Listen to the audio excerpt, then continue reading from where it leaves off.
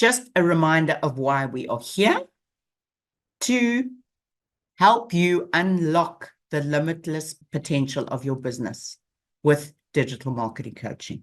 I'm helping you elevate strategies to attract your ideal audience, amplify your reach, and transform how you show up. Embrace the future, embrace success. And today, there is no better example of how to extend your reach and communicate your value than with an elevator pitch. Marketing made simple. You know that's what I do. And today's goals will be to uncover the elements of an elevator pitch, help you get clarity. This is an incredible opportunity to state your unique value. And then the little formula, go and download the worksheet that I've shared, because that is your formula and your worksheet to craft a pitch on steroids. And once you do this, I can guarantee you will stand up anywhere with such confidence, because you're going to step into the value you provide, knowing that you live by the promise you're communicating. An elevator pitch is a versatile tool that can be applied in numerous concepts. So immediately think out of the box. Many people miss the opportunity to explain exactly what they have to offer, who it's for, and why people should pay attention when they have their moment in the spotlight, at a networking event, in an elevator, when you first meet somebody and they ask you what you do. That is giving you an opportunity to explain. And the reason it's 60 seconds is because if you cannot explain what you do in 60 seconds, then you don't know. If you cast your mind back to the training we did on your why, when we did the goals and we spoke about Simon Sinek's formula, we said everyone knows what they do. Few of them know how they do it, especially in a company when they don't really understand the how process. Very few have actually established the why. The why is about the transformation, the satisfaction, giving your gift to people. We want you to fine-tune this today, to craft it, and then know that you can use it in many different opportunities, in many different ways. It can be your bio in social media. So you will craft this, tweak it, and it's your bio. Your introduction when you meet people one-on-one. When people search for you, your about us, wherever they go for verification of who you are, what you do, my business coach in America, James Wedmore, describes this or calls this your value articulator statement. Think about that. Value articulator statement. And if that sits more comfortably with you than elevator pitch, this is your opportunity to tell people what value you deliver. It's in a talk, one-on-one introduction, your website, anywhere they're going to find out about you, bios. When you're in the blog, you always have a little paragraph about who you are. Save this there. Crafting a captivating elevator pitch is like wrapping a gift. Your product or service is your gift to the world. Many of you are not stepping into the value of what you do, what you sell. Try and rephrase it, reframe it in your mind as a gift you're giving to your ideal customer. And you have to strive to make it perfect. I can tell you, I've been at this for years, and every single time I go to a networking event, I tweak it again. It's never done. And it's always focused on who your audience is. And the objective of it is to help people understand how you serve. When you do it right, it's saying to people, hey, you, give me a moment and I'll show you I understand and give you a glimpse of an alternative, better future and how to get there from now to the next step and look over the horizon into the future. So why do we need an elevator pitch? Firstly, Remember, we've talked at length in many of these workshops about identifying your ideal customer. So that is always the first step. Once you know who that is, your elevator pitch will appeal to them directly wherever they are on their customer journey. Whether it is right at the beginning and you are attracting your ideal customer, I have a different angle to my elevator pitch because I might have a different offering. I might notice there are people in the group that belong to a niche that I serve, and I might talk to them specifically or talk about a specific offer I have that is delivering a specific transformation. That is building and converting in a different way for a different opportunity. The most important thing is it forces you to focus on them. This is not about you. Marketing is never about you. It's about who you help and how you help. It helps you connect. I see so many people do elevator pitch or an introductory statement or whatever, and they're not making eye contact. They're not reading the people. Are you connecting? Aren't you connecting? That's a first signal. What you are saying is coming across clearly, that you are providing clarity about what you do. Avoid tech jargon. That's your biggest failure, or technical terms. Try and connect with people, meet them where they are. Always be relevant. The biggest, easiest way to lose people is to talk about what you think is important instead of thinking about where you are going to add value today when you deliver that value articulator statement, I help statement, elevator pitch, whatever you want to call it. Make up your own name if you want to. It also is your opportunity to capture attention. So the way you present, the way you stand up, the way you share your energy. Are you enthusiastic? Are you confident about what you are delivering? Are you inspiring people? It is your opportunity to deliver your value proposition, your unique way of doing things. We're going to talk a lot about that today. That is where the rubber hits the road on your elevator pitch, is what is unique about you and what you do. Remember this fabulous quote by Maya Angelou. It's always about how you make people feel.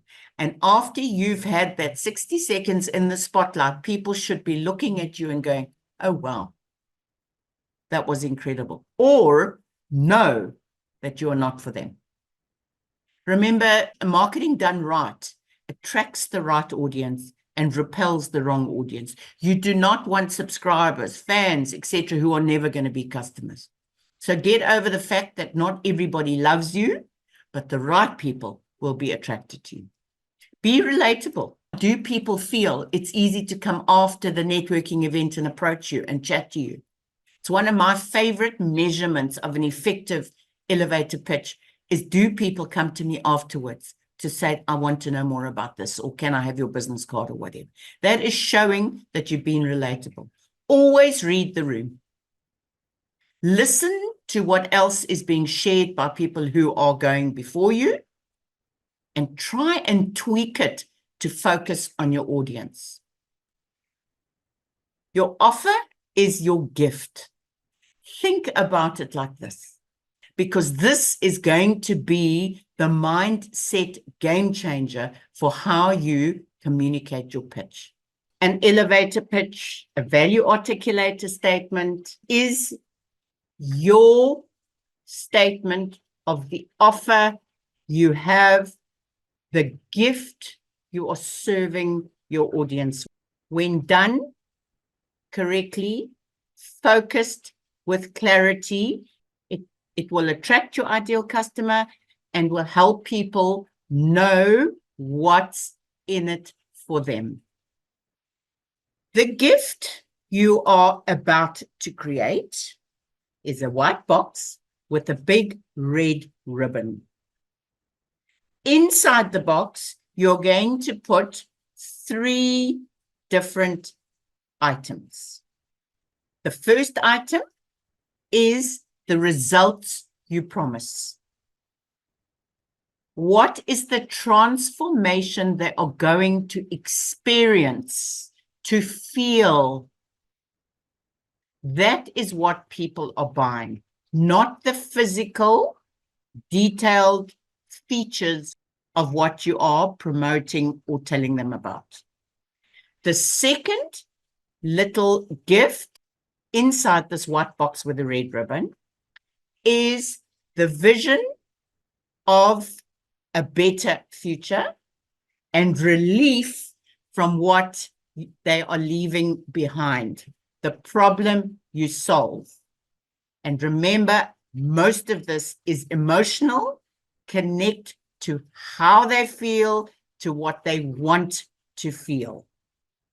And then the third part of this gift you are delivering, what you are putting inside the white box with the red ribbon, the missing piece of the puzzle, the final part of shining the light on your transformation that you are offering. What is it you do differently? These three pieces are now going to go into your white box, be tied up with a red ribbon. You've got three parts. You've got the results, you've got the vision you're promising them, the transformation, how it's going to feel on the other side, and your unique service, what you do differently. We're going to craft all these bits. We're going to put them in this box. We're going to tie a big red ribbon around it, and we're going to tag the gift with the name of your ideal customer. So remember, when we did our ideal customer training, I shared an example of an ideal customer called Cornell. So mine is addressed to Cornell. Now, when I'm at an event or I'm creating content for Cornell or a blog for Cornell, I can picture Cornell, her challenge, her desires, what she's looking for, how I can best serve her. And that is what is inside my gift box. You will in future think about this white box with the red ribbon, with the three little bags of magical contents inside. Now, when do you deliver this? People want what they want when they want it, where they want it. Remember that expression of mine? Which means you have to be where they are when they want it. Remember, we also said the customer journey is not linear. People come in having a dream, might find an option and then hop off and get distracted or go and look at something else that might be the answer to their dream, and then come back to your journey and go, okay, let me find out more about this, then pop off and get distracted. The customer journey, sadly for us, is not linear, which means we have to be with the right content in front of the right customer, i.e. know which niche you are talking to, in the right format, at the right time, in the right place. It demands a strategy where you are creating marketing messages and delivering your elevator pitch, value articulator statement, wherever people might be looking for it. Approach each customer with the idea of helping him or her solve a problem or achieve a goal. You are not selling a product. That's why I am introducing this concept to you today, that you are giving a gift of transformation, a vision of the future, and showing why you are the unique solution to present this. Let's go and deal with the formula. It is never done. You evolve, your audience changes, your service evolves, and your value articulator statement should do the exact same thing. The formula is about who you serve. You help them do what without the frustration they're trying to avoid, because your offer is different in the following way. Many of you are nervous to talk to a niche. But we have said 100 times, talk to everybody and nobody hears you. And once you have studied your niche, you help them do what exactly? And remember, it's not the physical now, it's the result they want to achieve. And then what are they trying to avoid? Because of how you deliver your value. So let's unpack each one. Who do you help? It's not a one size fits all. For example, a business networking event, I would say, I serve busy business owners like real estate agents, other coaches, business services like accountants and HR. So people in the audience who are sitting there who are one of those are immediately going, oh, you're talking to me. Next is understand when we talk about you help them do what? People buy solutions. They buy results. They are not buying the physical product or service you're selling. So people are not buying my one-to-one coaching. They are buying the transformation between arriving with a problem and leaving with no more problem. Let's talk in more detail about the reasons people buy. Remember, this is not the features of your offer, but the benefits of each feature, the overall transformation that you are promising. Your promise to your ideal customer is a relief or a solution or a vision, a better way of feeling, a better way of being. Let's quickly unpack a few of these.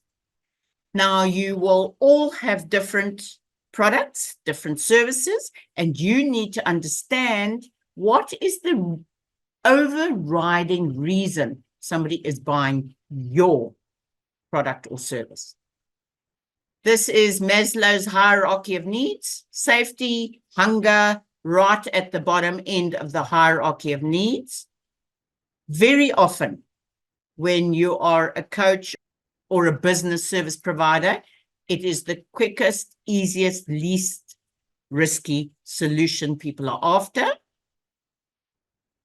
People buy, as we know, we all do it for immediate gratification, to feel better, to do something new, and then we have to replace something. We all have that. The microwave dies or the printer dies. Then we have FOMO, or scarcity tactics, are not sleazy. They are designed to help somebody get off the fence. Are you in? Are you out?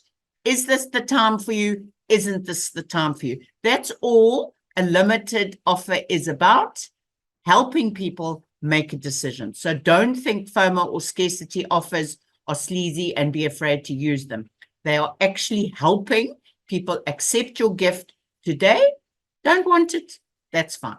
Prestige and aspirational, so that often car brands, perfumes, ego stroking to impress, to attract someone, to look bigger and better, look like an expert, social status. It's often something that exceeds financial sense. If you're in that bracket, then price is not the issue. It's how it's going to make them feel. Filling an emotional void, chocolate is a great one. To save or make money, most people are trying to achieve that in one way or another. That's why scams are so successful. Great value is often the best way to go. This is the best offer, and it's obvious why. But one of the things that really irritates me is when people say value for money. How do you know what I consider value for money? Do not presume value for money. Your audience decides on value based on many of these things. Is it convenient? Is it solving the problem? Are they connecting with your brand? There are so many things that go into people deciding whether it's great value or not. So for me, would you stop saying affordable offers? Because how do you know what's affordable for me? What are my constraints? What is my situation? Tune in more to where people are, the end result they want. You promise that, then it is affordable. Fad, if you are selling one of those, strike while the iron's hot, because fads don't last forever. Compulsory purchase is often required by an external force like school books, uniforms. It's often in emergencies.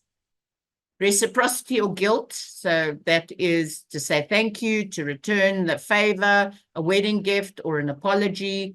Holidays, seek enjoyment, visit family or friends. That's not a hard sell when you are delivering the experience or the adventure or the personal growth or the memorable experiences that your ideal customer is searching for. Niche identity, to belong to a group of people, to buy into a group of people. And then obviously peer pressure, we all know about word of mouth. Addiction or indulgence, so a bit of wine at the end of the week or spa visit. Fear or self-protection, so many of us who live in a crime area that goes beyond the basic need that we dealt with as the first point, Maslow's hierarchy. This goes beyond that because it is very real. It's not just a basic need. And I'm worth it.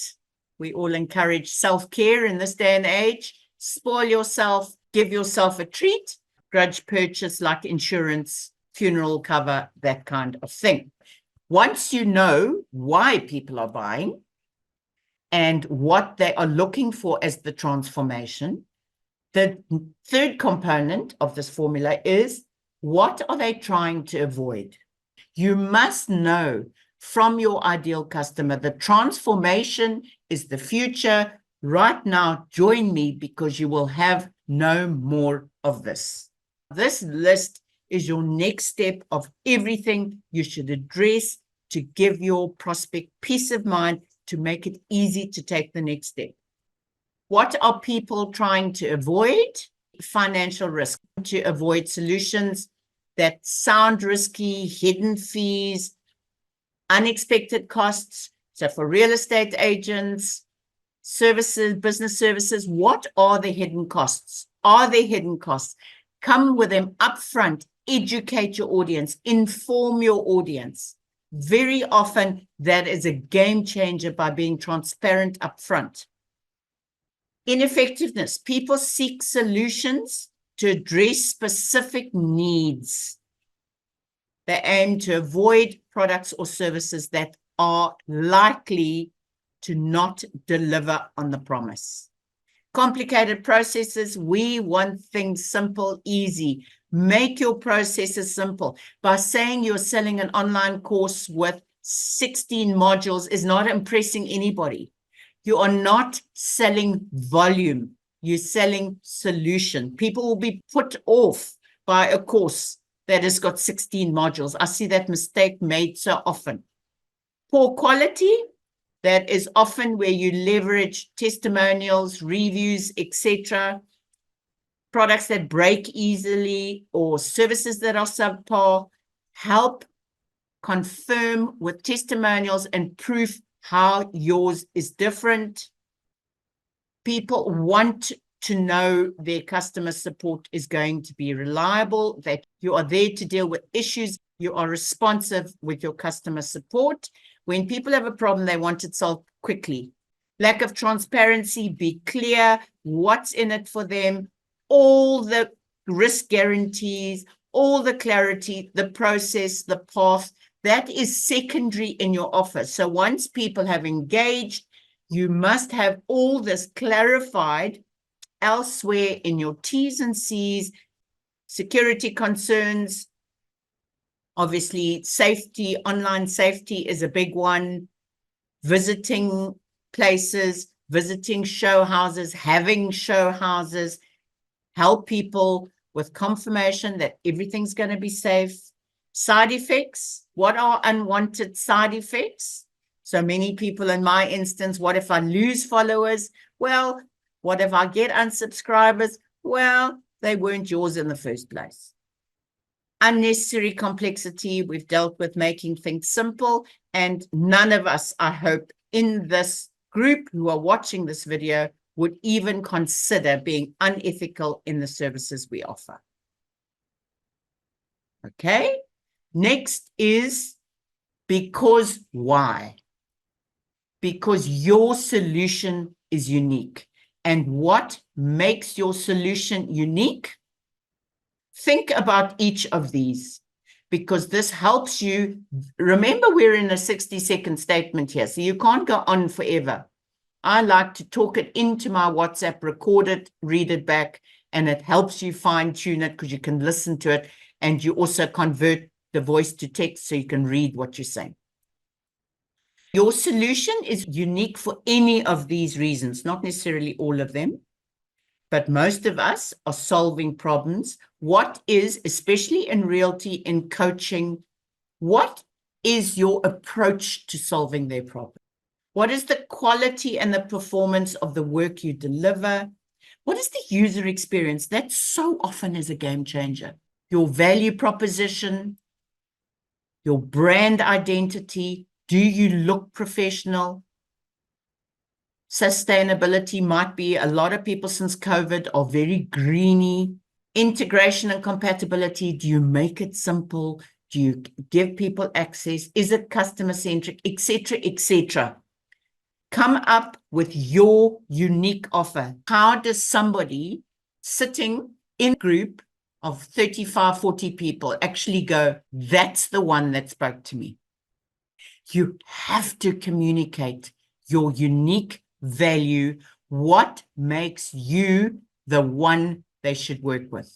That's why niching is important, and being very confident to step into the value you provide. That confidence, the way you show up, that energy is a game changer when you present to a new client in a networking group, the way you write it in social media posts, what you say on your About Us page, your image. Stop with those very posed images. Try and get your photographer to let your energy, your light shine through so that you attract your ideal customers. Okay, so recap. Who do you help? That is the label of your gift. The results, the vision of no frustration, what comes beyond, and your unique service. Those are the three little bags that go into your white box with the red ribbon. Now you are going to remember, when you have the opportunity to deliver this pitch, Suzette's white box with the red ribbon. Bag number 1, bag number 2, bag number 3, and who am I labeling the gift for? Remember this formula. And number 5, we said when and where. And because we don't know exactly where our audience is, it can be anytime, any place. But when you are one-on-one, you have a much better idea of what to say, how to deliver, who to target, and what service to pitch. And finally, the most important thing is this job is never done. You refine delivery, you practice it, you read the room, you adjust and refine depending on who is sitting in front of you. So there you are. Today's goals, the 5 elements. I hope I've given you clarity with this formula. You are going to get very clear on your unique value proposition, and you're now going to deliver your next pitch on steroids, and you're going to do it with confidence. I hope that has resonated with you. For those of you who want to reach out directly, here are my contact details. Remember, my free group on Facebook is KISS, Keep It Simple Suze members, where we deliver tips and joining like-minded business owners. Go for it, Hillian. Okay, great. Suze, maybe just some help here. Let me tell you what I've got.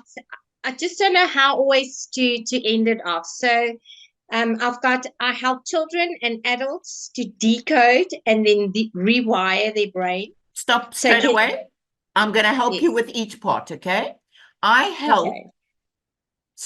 put something in front of Yes. children. Like I put busy business Okay. owners. So put something that immediately helps people identify with your gift that goes, that she's talking to me. Okay. So, okay, I'll think about that before the children and the adults. So, Yes. a description. Children with learning difficulties, maybe, and Yes. adults who are frustrated, whatever. Okay. Okay, so to decode and then rewire their brain so they can be the best version of themselves. Okay. So straight away, rewire and re-decode or whatever it is geek speak, is Okay. terminology. Put that Okay. into language they understand, because they are not buying the rewiring or the decoding. They are buying the transformation, that process, because you are selling a process. But they're Yes. not buying the process, they're buying the transformation. Okay, and then obviously to end up, I need to see who's the audience. Will I concentrate on the children, or will I concentrate in But a you bit? will always be going into the way you do it that is unique. So it will be, for example, it could be after my own experience with my own children, or after 30 years of having the issue, or whatever, to identify that your offering is absolutely unique because of what you bring something unique to the table. Okay, thanks. Thanks, It's a Suze. pleasure. Thank you for being here. Anyone else? Okay, Susie. Yes, Hi, Susie. Michael. How are you doing? I'm great and happy to see you.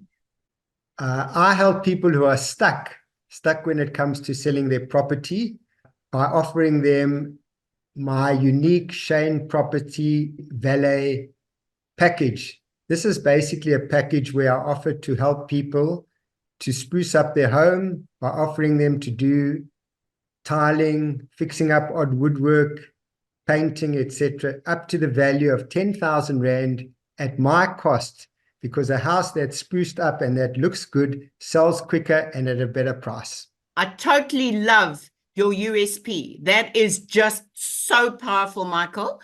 What I need you to do is what you've just done with me. Go and record yourself on WhatsApp and where you are delivering value. Okay. It really helps you tweak to listen to your own elevator pitch.